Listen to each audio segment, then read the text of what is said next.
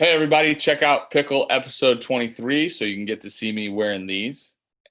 Instant post-game reaction to the Buccaneers and Saints game because we recorded a little early this week. I'm going to talk a little bit about Theo Epstein's move to Major League Baseball and how we can change the game.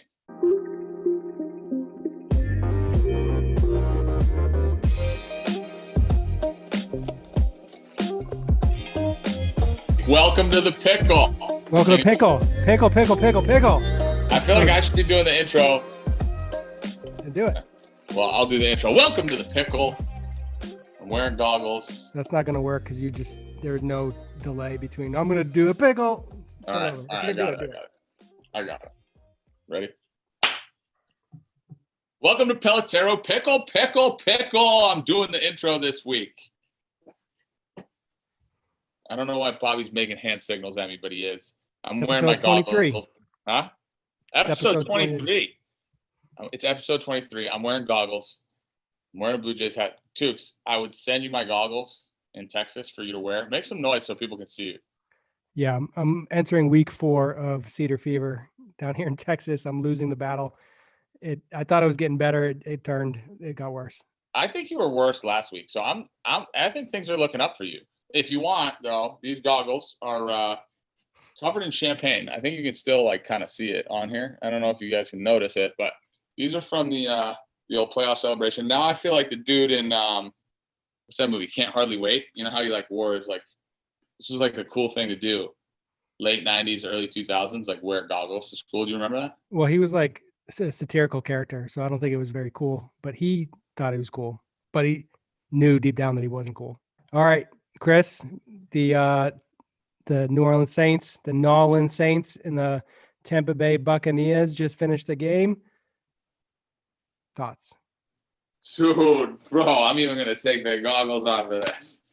My guy Tommy Brady, one more time, kid, going to his 14th conference championship game, bro. His first one in the NFC. Today, he just looked like a man among boys. Even though the numbers didn't say he was great, this guy controlled the game, didn't turn it over. The Bucs defense came with it today. They took balls away from Breeze like it was going out of style, kid. They were like, oh, hey, Drew, you're going to throw the ball and you want to try to play like Tommy at his age? You can't do it because we're better than you. Tommy going to his 14th conference championship game. Look, I don't know what else I have to say about my guy Tommy and Robbie. These guys just, all they do is win no matter what. We should have Dunkin's on the show as a sponsor because, up here in New England, all I'm doing is rooting for my guy Tommy.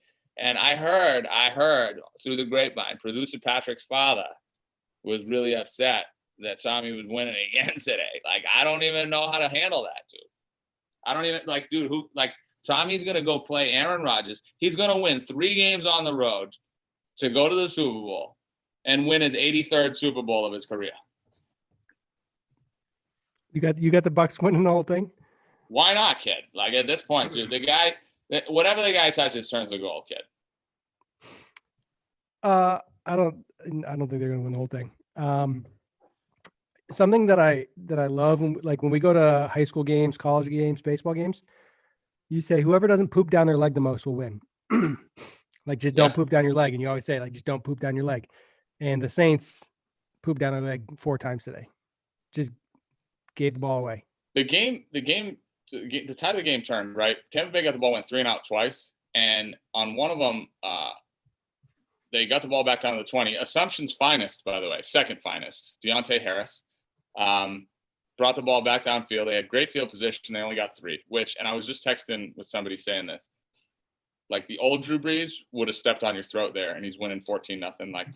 He looked like he was playing tentative, hesitant, slow, old, whatever you want to call it. But you could tell, not like he was checked out, but he's just not the same guy anymore. And I think, word on the street is he's retiring. And I have a ton of respect for that guy. What a great career. But that was, to me, that was the game. If you get up 10-0 or 14-0, the second punt return got called back for the block in the back. But hey, just, Greyhounds make it to the postseason, man. That's what we do in pro sports. We not only do we make it to the postseason. But if I had to play Tommy in the American League Championship Series, I think this guy would have gone 9 for 2, thrown a shutout, and beaten me all 4 games. Have a day, Tom Brady. I think he could win at baseball. I really believe that. Like, he just wins. That's what he knows how to do, man. He just knows how to win. Period. Yeah, I mean the type of things that drive him in football. If he chose baseball, if baseball was his thing, he'd probably be pretty good at it. Other games, the Packers beat somebody. Who they beat? Packers beat the Rams, who really, and then Aaron Rodgers made the comments to ESPN Deportes. He goes, "Yeah, we weren't going to lose to a team that got beat by the Jets this year." That was really funny. He came with it. Fair. That's a fair statement. The Browns gave the Chiefs a scare. If they didn't have that fumble touchback situation, they had them on the ropes. And then there was another game, and I just can't remember who The it was. Bills beat the Ravens. A little disappointed in that game. I was looking forward to it. Turned into like just a defensive whatever. I told you not to look forward to the wrong things. Like when it comes to, all right, listen, from now on, when you want to know about the NBA, talk to Patrick. When you want to know about the UFC, talk to either one of us. When you want to know about the NFL, come talk to me. Just saying. Well, or Palazzolo, Steve Palazzolo. He's tall. Pro Football Focus. Also very tall. He's the only AAA pitcher, I think, that works for Pro Football Focus. Like, he always wanted to work in football, which is crazy. At 6'11", too. Very tall. He's so tall. Really good guy, though. Next topic. Are you done with football? Yeah. Or do you want to talk about football? I mean, I'll talk about Tommy as we go along. Yeah. Theo Epstein was hired as what was his official title? Something in the commissioner's office. He had some very interesting quotes about like his role in the game and how the game has changed. There's a specific quote here. "We need to find a way to get more action in the game, get the ball in play more often, allow players to show their athleticism some more, and give the fans more of what they want." End quote. Another part of it was he blamed himself and others for dramatically changing the game, using analytics and other measures to try to optimize individual and team performance, which had a negative value on the aesthetic of the game. Thoughts? What do you got on that? Yeah, like all of it. The Major League game right now it's like tough to watch a lot of the time. Most of the time, it's like difficult to watch if you've grown up like not in this era of highlights and Instagram. It's and I think a lot of the younger generation doesn't even know it. Yeah, Joey Bats and I were talking about that the other day. We were talking this past week. Like, hard to sit and watch a baseball game. Hard to see all of it, the totality of it. Literally, pitchers are only trying to throw a billion. Nobody's pitching a contact. Nobody's ever going to throw a complete game ever again in the history of everness, especially in a big game. Case in point, the Blake Snell thing. It's just tough. Like, I mean, I played with Mark Burley, who would throw 2 hour and 14-minute CGs, dude. Like, just because he threw it over. And I'll never forget, I went out and caught him between innings, and I've told this story before. I had to catch him between innings one time, and I remember being out there, and I'm like, "Bro, just throw the ball, man." I felt like he was like taking it easy, so I go in the dugout. I'm like, "Hey, man, like, you can let it go when I'm back there. Like, I know how to do this." And he's like, "What are you talking about?" And I'm like, "No, you can throw it. Like, seriously." He's like, "No, that's all I got, Chris." And I'm like, like, this guy's got almost 15 years with 200 plus innings, but it's crazy to me because, like, we've taken away from the flow of the game in so many ways, even stuff like that, right? Like the fact that we're always going to constantly change pitchers and go to matchups. Like, the analytics can't tell you about in-moment feel, right? Ever. They can't tell you about like the tide of the game. And so much of the best stuff happens with in-game adjustments and awareness and feel and flow. And all games have different flows, and they have different life cycles, and they're just different organisms. They move differently. So you have to adapt to whatever the game's telling you to do. And I think that's what Theo's talking about. Like, you and I could blame ourselves for the swing revolution in baseball partially, right? Like, I was going to bring that up a little bit. Yeah. Because, like, some of the first content I ever put out was about how line drives are the most valuable hit, and that we should be trying to hit line drives as much as possible. And I'm definitely labeled as a launch angle guy, which is funny to me. But so much of what's happened with the swing and with the direction of the game, I can't stand. Yeah. And well, it's almost counterproductive because it's the extreme shifts, right? And I think the problem with baseball, and you talk about this a lot, and you always bring it up, is it's no longer a competitive advantage if everybody's doing it, right? Like, so it's great to use analytics in an authentic, original, differentiated kind of way, right? But when everybody's using the same formula, then there's no advantage. And here's the hard part, right? like you sit here from the outside looking in and you go, all right, well, my presumption is 750 best players in the world should be in the major leagues at any given point in time. And that might change here and there, right? Like a bullpen arm, an option down, an up and down. And frankly, like I don't believe that that's true at any given point in time. And especially because of the way now what they've done with the WAR statistic, and don't be fooled, like the WAR statistic is not used to actually place value on the field. The WAR statistic is used to put a value on a player's worth, period. And by doing that, when they go to sign players, they can justify the fact that the front offices are doing a good job by underpaying for wins, for what they are perceived wins. Because if the WAR statistic was actually right, like every year, whoever had the best team in WAR starting on opening day would be the best team, right? Like projected WAR. And that's just not how it is. Like, what was it, 7 years ago, 8 years ago, whatever it was, 10 years ago, the Red Sox were projected to win 110 games. They were going to be the greatest team of all time. They didn't even make the playoffs. So how do you explain that? If the stat was like true, it wouldn't have to hold true all the time. Well, the scary thing is this is just getting started. Wait until all the Hawkeye data is really pushed out throughout the game. And we're talking about there were players complaining this year that they didn't have access to video in game, so they couldn't make adjustments. They're going to have access to biomechanical data in game. That's like hitters and pitchers. It's crazy. This is the breaking point, right? Where, to me, like the influx of data, like data is cool. Don't get me wrong. I like data in so many ways.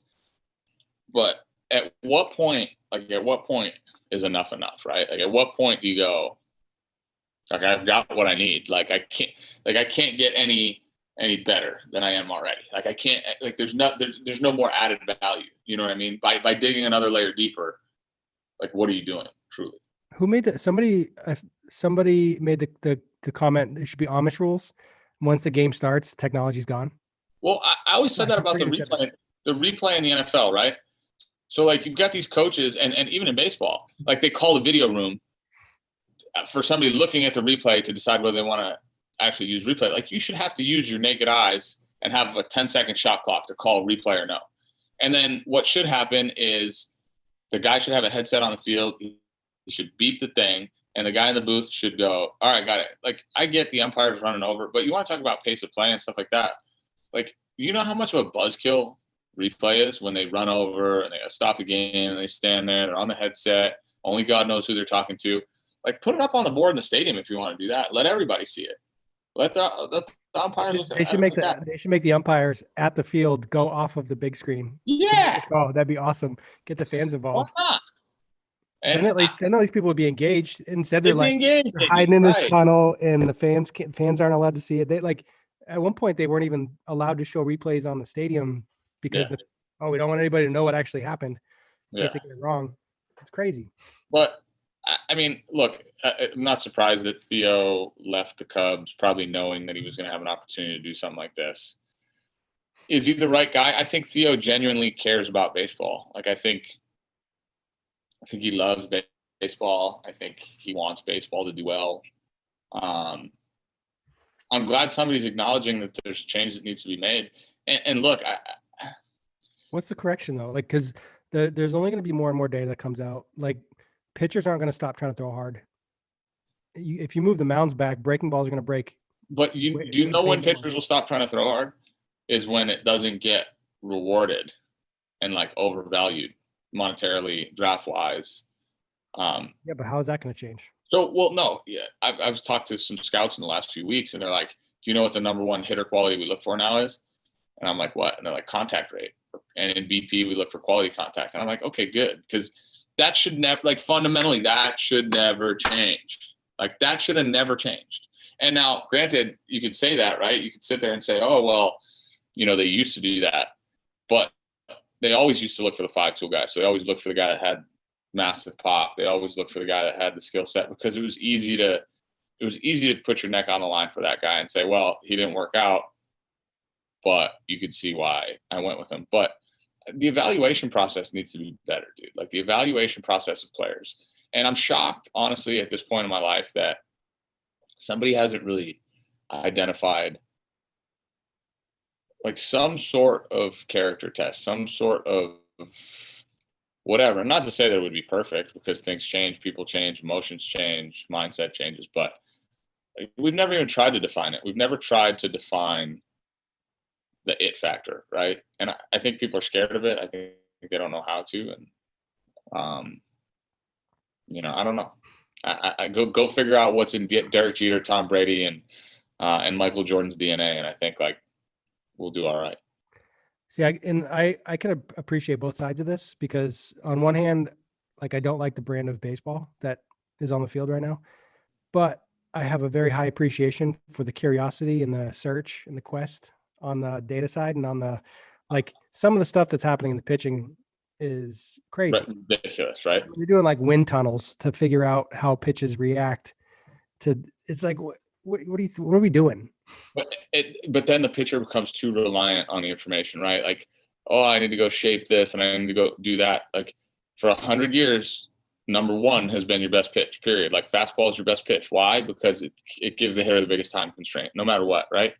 So no matter how good your secondary stuff and how much you can tunnel it or make it mirror what the other, like, I love, it's crazy when you see like the overlays of guys' pitches, right? And it's crazy to me because stuff looks so much more devastating from behind than it does when you're actually in the box. So like when people see like these charts of balls going 17 different directions, like all those pitches look different coming out of his hand, just FYI. And that's why guys can still get hits. And now I'm not saying like your average human's going to get in the box and feel good against a 6-pitch mix at 94, but like there's a reason why guys can still get hits. Like you learn to pick stuff up, and it doesn't matter how much you tunnel it, doesn't matter how much it like the longer it looks the same, the better off you are, right? But the spin of the ball, I was talking about this today, the spin of the ball, that's why like split fingers are never threatening to me, especially off four-seam fastballs, because four-seam fastballs rotation's like super, super tight, right? It just looks like a blur as it's coming. Then you see the split end had tumble, and that was the same argument I made about the Volquez homer in the playoffs, was like, guy's throwing 98, his fastball's spinning super tight, and then his changeup comes out and it's like tumbling. So I was like, oh, it's a changeup. Yeah, I think pitchers should try to be more efficient. Pitchers should be thinking about pitching to contact. It's harder now because guys elevate and celebrate. The ball's different. Everybody can go deep. But I'll tell you what, pitching to contact's never a bad thing, because if you don't give up homers, like if you don't walk people and don't put guys on base, 3-run homers are hard to find, right? It's hard to get 3 hits in a row. It's just the same way it's hard to hit 2 singles, then hit a 3-run bomb. Like, it's not. If you can't make the presumption that you give up 2 singles, you're going to give up 3-run homer, right? It's still hard to get the 3rd hit. Guys that usually lead the league in ERA give up the most solo homers. So, like, that hasn't changed. Yeah, it's crazy. Then you factor in the shifts, you factor in platoons, there's just a lot of different things in the game. And just like NCABs, all those non-competitive at-bats that happen, guys are just going up there, getting blown away, don't care if they strike out. Maybe they should like make strikeouts count for like 2 outs or something. I don't know. Like, or affect your WAR worse. I know that. Well, do something where, I don't know what you can do. I'm not going to pretend to have an answer on this, but I agree with Theo here with what he's saying about the game and how analytics are being used, and it is just getting started. That's the scary part. And they're not measuring the person. So maybe that's another big piece. Yeah. I did see one thing. There was somebody tweeted out about banning the shift. It's like, that's a free hit, dude. Like, the people that get shifted on are one-dimensional hitters, and they can't. Love free hits. So good. Take your free hits, kids. If anybody shifts on you, beat the shift. Yeah. 1 for 4, 1 for 4, 1 for 4, 1 for 4. You're feeling like crap. Then you get 2 the next day, hit 300. There you go. Next topic. The Nets traded for James Harden. There's a bunch of moving pieces. A couple guys went there, a couple guys went there. There was a thing about James Harden finessing the league because he had showed up in one like a pregame sweatsuit looking like he had a couple snacks. And then he went to the Nets and he looked athletic. Did you see the picture? He's like how'd that happen? He looked like he was Santa Claus when he was playing for the Rockets. Like, he was like wearing a Santa Claus suit. And I was like, dude, with 2 Patrick and I were like, what? Like, bro, he's so fat. And then the next day in his Nets gear, he was like, just normal James. I couldn't. Look. I like that the players have the ability to dictate what they want to do. Like when guys earn their keep in the league, let them do whatever they want. Who cares? Like this guy, he's making $400 million. First of all, whatever. He's gonna be the highest. Like with endorsements, probably gonna be the highest paid basketball player of all time. He's a Might have to stallion. close this. He got a new restaurant in Houston that he might have to close that he's just about to open. I think he's gonna be okay no matter what. There. Like I think even if that restaurant happens to not make it, he should be all right. Probably. Right. But like, what's wrong? Like, what's wrong with what he's doing? Like, okay, like you could say he bailed on his teammates in Houston, which I get that, right? Why did There's he want a to part get of traded? I don't know enough about basketball to know why he wanted out. I just think he didn't think he was going to win. He was probably a D'Antoni guy, like his D'Antoni potentially like let him do his thing and run the offense the way he wanted to. But if you look at the Houston Rockets of the last like 5 years, the 1 year they were like super good. They were either the 1 or the 2 seed. But other than that, they've been like they're anywhere between 3 and 6. Last year they tried to play with no big the whole year, which they were like a 5-man perimeter offense. Like their center was like playing at 6'6", which again, nothing wrong with it, but they were getting really good at being third, right? Like or fourth. And I could see the frustration, right? Where you're sitting there and you're watching the Lakers build a super team. You watch the Warriors build a super team. And like typically when you go out and get a superstar in the NBA, it's the sign that I think you're about to like go for it, right? And I think Houston always skipped going to get that third guy. Like it's a big 3 league, right? You need 3. And it probably all started with like the Duncan, Parker, Ginobili, I would say. Like those Pretty were organic though. Yeah, and like those, I watched the Tony Parker documentary. It's super cool, by the way. I want to talk about a confident What dude. about Like Bird, McHale, Parrish? Yeah, I mean, the Celtics dynasty, like they also had Bill Walton off the bench. Like Danny Ainge played there, DJ was there, like Dennis Johnson, really good player. Like talking about, they were deep, dude. Like they were deep teams. And they were more of like, other than Bird, like I wouldn't call McHale and Parrish really like superstars. Like, but now you can see a team like now the Nets are Kyrie, Durant, and Harden. If Kyrie ever gets on the court again, but I really like. You could say that they're spoiled brats and prima donnas, and again, like bailing on your guys kind of sucks. But could he make the argument that the Rockets bailed on him in some capacity? Well, so like, how would you define that? Because he signed a contract to play for them. Sure, but I think you Paid, signed that contract with the paying him. aspiration. They stopped paying. But so no, but like you sign that contract with the aspiration to go and win a championship, right? Like when you sign that contract, you're saying, okay, we're going for it. Like this is where I want to win, but you need help. And I'm not going to sit here and say that James Harden is easy to play with, but he came from Oklahoma City. Like he was third behind Westbrook and Durant. Like James Harden wasn't James Harden until like they left there, or he got out of there. Really, like actually it was when they left, and then he started just turning into an absolute monster. Sounds like a potential big 3 in Oklahoma City. Whoops. Yeah, well, they all should have just stayed there. They were there, and then they just all vacated the premises. But yeah, I don't have a problem with it. I mean, look, if you're his teammates, like the kid, what's his name? The kid that he said to Shaq casual. He called him casual the other night, and he should call me casual too. Brooks is it? No, not Brooks. Shooter Patrick. What's his name? Christian Wood. Wood. Yeah, I knew it was a like standard name. But like the night after, like he's been off the charts. He's been a good player for like 4 years in the NBA, and now he's going to get a chance to turn himself into a superstar. And I think it could be good for the Rockets too. And should the guys in New Jersey in Brooklyn be mad at him? No. What's the right way to leave, dude? Like I was never in a position to be able to leave a team by myself. Hopefully you do it with dignity and class. But I think I really appreciate when guys have given their blood, sweat, and tears to teams if, they get to leave on their own terms. And like it or not, Harden left on his own terms, really. What's the equivalent? What's the baseball equivalent of James Harden? I really don't think they're like. I was gonna say something like Matt Harvey, but I mean he's not that caliber player. I was thinking about Nomar when Nomar left Boston.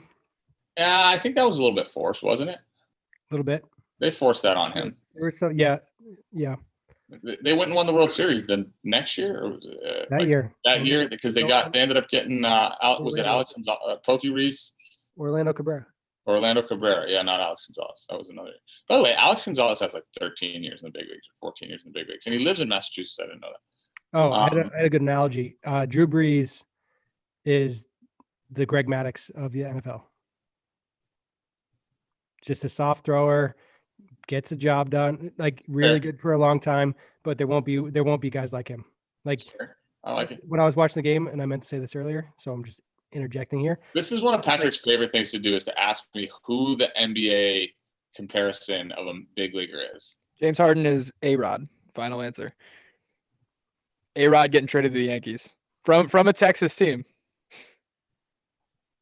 Yeah, I mean, yeah. Like, who are we to really know how the inner workings of the conversations went? And even like Kawhi left San Antonio.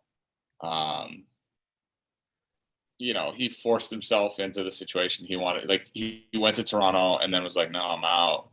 I'm going to go to the Clippers." Patrick, that was a great call on A-Rod. That was good. I nailed it. Patrick's good at this. Greg Maddux, Drew Brees got it. And Drew Brees can't throw the ball more than 20 yards. I said that like the second week of the season. You can't throw the ball more than 20 yards. So the defense just pushes up on them, and then they can't do anything.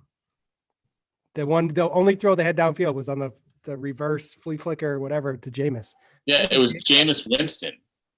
Can you imagine if they brought Winston in the game and he beat the Buccaneers? Like they benched Brees and they brought Winston in to beat the Bucs.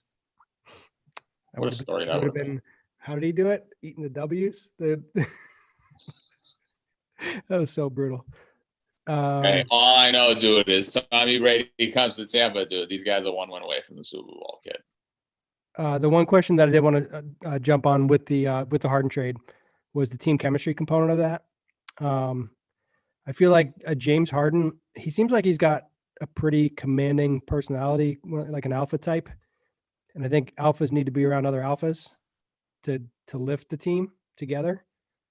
I felt like in Houston, he was like the guy and he wanted to be treated as the guy, maybe felt like isolated in certain ways or made himself isolated in certain ways. I don't know that that's true. I think Harden's, like, for all intents and purposes, pretty good dude. Like when Westbrook got there, it kind of became like, I've heard different stories about Chris Paul. And then obviously you see Westbrook's personality being a little bit more flashy than Harden's. So I don't know. I think Harden. I mean, I don't know. How about just being around dudes? Like, you were in the big leagues and you were around some pretty legit dudes in the league. So dudes, do they kind of like hang together, right? Like they travel in their own packs? Yes and no. It's weird, man. It's a baseball roster is bigger. Guys in different walks of life, like it's hard to say, man. Like we all really hung out. I think the key to the whole thing is having people to offset the stars' personalities, right? Like especially if you have multiple alpha types. I think everybody ultimately is an alpha, but I think you need people to like kind of offset it and bring humor. Like I think one of the keys is to have people that know how to make fun of themselves. So that way, because people are going to get crapped on all the time, right? No matter what. Like somebody's going to bury somebody at some point for whatever reason, malintent or not. But you have to have guys that can do that to themselves too before they go back at somebody, because then it just kind of cuts the tension more. Because I think there are times when things can get really tense. Like, I mean, if you look at the 2015 Blue Jays, screw the alphas, Joey Bats and Donaldson, right? Encarnacion is a much quieter version of that. Like he just lets his bat talk usually. And then when we got Price, you could say Price too. Russell Martin, just really, really nice guy, like super competitive, but super nice guy, like wouldn't hurt a fly. So yeah, it was, I mean, when you have those personalities become polarizing, they like clash a little bit because it's like, so you have to have balance. And I think there's different ways to do it. I don't think there's like a perfect formula, I don't think there's like one way. You think Kyrie is going to play basketball again? What is he doing? It's a weird cat, man. Talented. Super Strength guy. He's so good. He's not a you almost want him like the worst thing I do not want to say is like shut up and play, that whole like thing, but he seems to shoot himself in the foot. And maybe that's like he just doesn't care, and that's just I'm certainly not saying shut up and play to But I think he does care because he'll backtrack some stuff after. Like if he didn't care, he would just own the stuff that he said, right? Like you just own it. But they're like he'll like back up on some stuff, and I think that's the reason why he catches some clout for it. Because people know they can they can stir him up, they get a rise out of him. Is that fair? Does that make sense? I'm not sure. He's a weird read. I look, to me, what it comes down to is when you're playing nice, you probably just say whatever you want. When you're not playing nice, you got to be able to call yourself out and say, yeah, I need to be better. And then you can still say whatever you want, or just keep your mouth shut. Because you're just asking for trouble, especially in big markets. If you're talking when you're going, like if you're talking too much smack when things aren't good, then you're gonna get hammered for it. Did you ever play with anybody who just like sucked at interviews? Sucked at interviews. Who's the worst interviewer you had as a teammate? Did you ever listen to Joe Biagini do an interview? He's just a weird kid. Like this guy, he would say some. You couldn't tell either if he was being serious or sarcastic most of the time, because he tried to give the impression that he was being sarcastic, but then you go, wait, is he serious? So those are some weird interviews. Best ever is Kawasaki, obviously. And you want to talk about a guy that can get away with anything, literally could say anything. Like he could tell you that he just slit somebody's throat, and they're gonna be like, "I told you, man." Like whatever he said, they're like, "Come on!" The guy's great. He just does whatever he wants. He can literally. The one time he was doing an interview after we clinched the division, and he's like, "I'm gonna do my best cow impression." You go, English too difficult. Japanese. I do interview with Japanese because I drunk. He's like, I drunk. He was drunk. He's like, you can't say you're drunk on TV. He's like, I drunk. Cow drunk. And just whatever. And people are like, ah. There's more scandalous stuff. He gets a pass.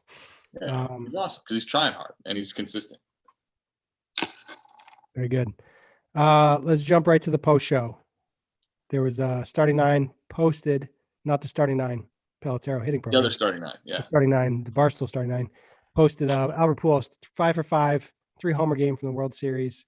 What year was that? That was the first time I realized there was an upper deck in Texas, because he hit a ball so far, and I was like, wait, there's more up there above like the window section, because usually the cameras didn't pan that high. It doesn't say what year it was, but it was against the Rangers. 2011. 2011. I was gonna say it was around 2011. Yeah. That was like my prime, like man crushing on Pujols, setting his swing every night. Yeah. So the question is, I fell asleep during Game 6 of the World Series, and I woke up in the 9th inning when Freese hit the triple over Nelson Cruz's head. So at least I didn't miss it. I was sitting on my couch at my apartment, and I fell asleep in like the 4th. Woke up in the 8th, and I got to watch David Freese. And by the way, I copied that. I was so cool when he hit the walk-off homer and he spiked the helmet through his legs. I was like, I dreamed about doing that if I ever hit a walk-off homer again. And then I got to hit one in Double-A in 2012, and I spiked my helmet through my head. So what was your best single game of your career? Am I allowed to count independent ball? My best day ever was when I was like, I think I was 12. I had a 7 for 7 day. Homer shy of the cycle on the day. I just didn't make it out the whole day. It was awesome. I went in 2007. I went 4 for 6. You were there for this. I went 4 for 6 with a 2-run homer, a 3-run homer, a grand slam, and an RBI single to give me 10 stakes. And then it's pretty good. I had 2 3-homer games in professional baseball before I ever had a 2-homer game, which is weird. So I would say, yeah, those. I mean, I had a 2-homer game in the big leagues, grand slam to win it in the ninth against Houston. That's my only 2-homer game in the big leagues. I really enjoyed my 4 for 4 in Toronto because I feel like that was kind of like the thing that solidified me getting to stay there. It was my only 4 for 4. I had some 3 for 3s in the big leagues. 4 for 4 was different. It was my first 4-hit game.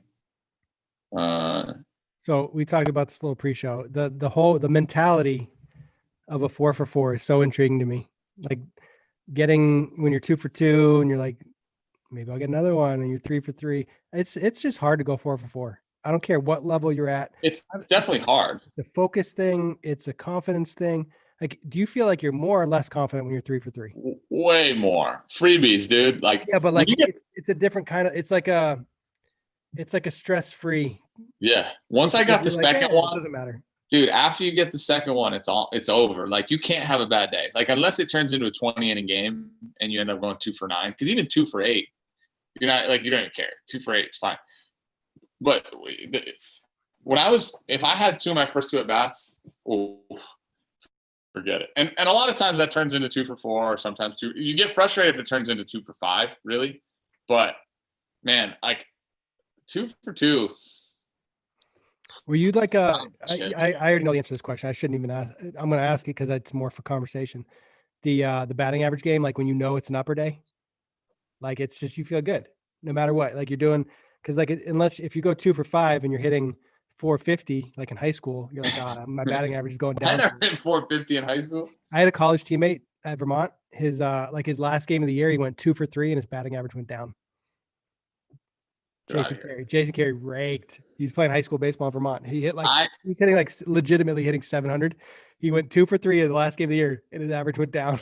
I was so obnoxiously aware of my batting average at all times. Like at all times. Like it was pathetic. So here, like weird, like this is the weird part. I always wonder about this. I'm like, I don't know if it helped me or if it hurt me because I was notorious. Like I'm a notoriously hit 300 guy, right? Like first 7 years of professional baseball. And I hit 284, and it was only because I was blacked out for 2 months. Next year, win the AAA MVP, hit 350, winter ball, hit 300, and hitting 300 in the big leagues. Like most of my career, I hit 300, right? Like 2016, I was hurt. Or 2016 was the year that stuff went on. Beginning of 2017 was a continuation of that. 2015, I hit 300 the whole year. 14, I had my thumb was hurt. 13, between both levels, I hit 300. 12 was really the only year I didn't hit 300, right? So I think knowing baseball for 2 months. Huh? You forgot how to play baseball for like 2 months. Yeah. Well, I just feel like knowing where it is helped me in some ways, but it also stressed me out when I wasn't there. You know what I mean? Like I was incapable at the time early on in my career to like separate the fact that if I hit 260 for 2 months, who cares? Like it doesn't matter because I'm going to hit 400 the next 2 months. You know, it's just the way it's going to work out. So I had trouble. I would have like prolonged stretches where I just couldn't get my mind to the right place where I could just free myself up to play because I was chasing hits. And then when I would eventually like start to hit again. You feel like it made you focus more or differently in certain at bats? It was a stressful focus, right? Like where if I wasn't trying to get that second hit, or like if I started 0 for 2, I was panicked. I would literally feel panic or anger, angst, or whatever you want to call it. Like early in my career, if I started a game 0 for 2, you were going to have a hard time even scratching one out of me. As my career went on, I feel like I did a much better job of managing those, like just managing. I can't tell you how many times I turned 0 for 2 into 2 for 4 in the last 5 to 6 years because I just played. You know, I wasn't worried about it as much because I started to appreciate getting 1. I started to appreciate 1 for 4.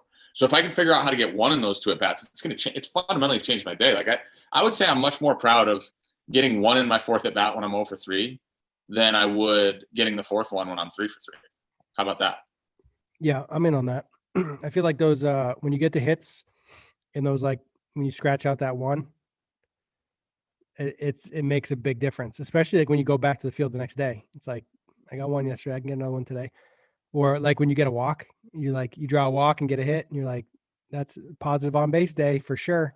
I turned 0 for 7 into 1 for 8 with a pump one time. It was the 19th inning. and I had a I had a 2-run homer, sorry, in Toledo. And I remember because it was the first time I laughed about it because I had taken an 0 for 8 in my career in a 20-inning game in Worcester. And that was the year I hit 336 in Worcester, took a 0 for 8. I had a 0 for 7 one time. I don't know if you were, it was against the Mill City All-Americans. No, we never played an extra inning game against you guys. I think it was the year before, yeah. It was like a 15, 16 inning game or something. And I had like 3 diving plays made against me. I just couldn't get a hit. It was like, no matter what I did, it was just. I had that in a doubleheader at Southern New Hampshire when I was in college. My junior year, which was the year, it was either my sophomore or junior year. It was one of my two, what I felt like my best years, even though my senior year was kind of very similar. It just happened all at the end. I was absolutely lambasting balls, and it didn't matter what I did. They caught it. I took it like a 0 for 8, and I was like, I thought I was going to go there and have a monster series. You know how at the field they had up on the hill there? I think it's still the same. But they had this like triangle that went out in left center where it was one point where it was deep. I must have flown out to that triangle like 3 times. And I was like, man, those are all homers at any other field, but I just am picking the wrong spot here. Yeah, that sucks. I never really liked playing at that field. Yeah, it's bad. I don't like it. It's always, it sucks to not get hits. Yeah, but it's like the whole but just the mentality. It's like knowing your grade in school on the test. Like if you're on like your overall grade, if you have like a 88 and you need to get a 93 on a test to get an A, or like I always played those mind games with myself in school, out of school, baseball, whatever. Like just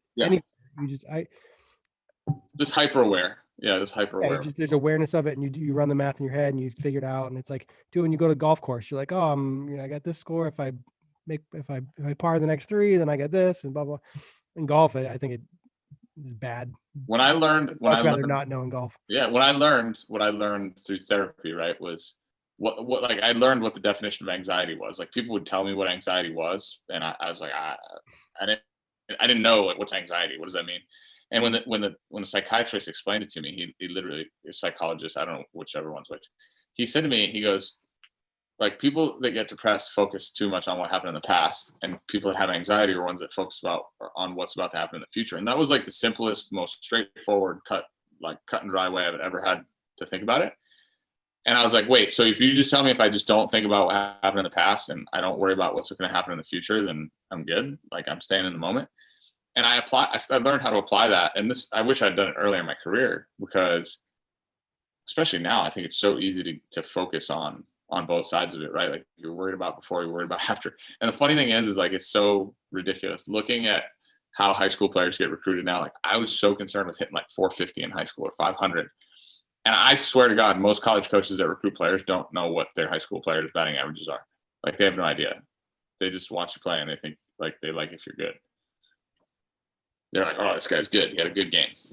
I do know a college coach that will pay attention to stats because out of specific leagues of high school players, because he knows if a player can perform in a specific league, that players that have consistently performed in one league of high school and gone on to their conference continue to have success. I think there's something to be said for guys that have the ability to hit 300, dude. Because if you can hit 300, it's like a special ability. And now we can make the argument in high school, guys are going to hit 500 or 600 or whatever, especially you guys up there in New Hampshire when you're not, the best team in the state like I was in high school, or Gatorade Player of the Year or runner-up, whatever it is, you clowns up there, because New Hampshire's not even like a real state. Basically, in Massachusetts, when you're Milford High School, like everybody's throwing their guy at you, So even just hitting 360, I figured out how to hit 300 after starting 6 or 36 my senior year, which is like half the season, by the way. I hit 300. I think I ended up in like 306 or something like that as a senior with no bombs. No bomb. And I got to the big leagues. Crazy part was you thought you were going to go to the big leagues then. Yeah, but I went to Legion and I smashed that summer, but I had the hard time with the anxiety and depression piece, like without even knowing what they were, because I was focused on my 8 at-bats from the last 2 games. This is what I was telling you. If I started 0 for 2, I was freaking out, dude. Like I'd be like, oh my God, I got to get 4 hits today. Like, can you imagine, like it's hard enough to get 1 hit in a day. Imagine like going up to bat your first bat, like I got to get 4. It's setting yourself up for failure right there. Yeah, exactly. There's nothing good that can come out of that. And especially if you don't have two in your first two at bats, like what are you gonna do? Dude, you know how many times I'd get to like I'd get to 1 for 3 and I'm like, oh my God, upper or downer day, all based on my fourth at bat. And then I was like, dude, this is so brutal. Like, stop thinking about this. And then that year when I was in AAA, I was like, I didn't care. I was like, whatever. And then I got to the big leagues and then that changed all again. And then the next year I was like, oh, it's fine. And then I hurt my thumb and I was like, oh, what if I don't get hits? And I went to Toronto and I was like, dude, whatever. 321. Figure it out. And I think that's actually a really good lesson for kids that are going to play in college, because you start to feel that pressure. You start to worry. You may not start for the first time. You're not the dude when you show up anymore. Learning how to not put pressure on situations. We try to live up to false expectations, right? Like whatever the expectation is, like the freshmen that create the sophomore slump or jinx or whatever it is. It's like you're just putting this unnecessary, I don't know, onus on things that don't really matter. Because at the end of the day, what your coach needs and wants from you to help the team is just to be the guy that he can trust come hell or high water. That's what I think anyway. Because it's about how you carry yourself when you make outs. Can you go out and make plays for the team when you're making outs? Like, it's so much more about that stuff. And that's why, guys that become really good are just guys that their coaches can trust them, because they don't have to worry about their emotional levels. They don't have to worry about, them going off the deep end. They don't have to worry about the floor being too low. And I don't know how, because I internalize a lot of it, but I don't know how I was able to get through that part, because I feel like I was super emotional about it. But I guess at a minimum, I hid it from people, right? Like it was an inside battle. I don't know, but don't try to meet the expectations. There's no need to set a numerical goal. Like your objective should be to be the best player you can be every day, like to show up every day, to be the best version of yourself every day. And then the numbers will take care of themselves. There you go. That's Pickle, episode 23. We out. Peace out.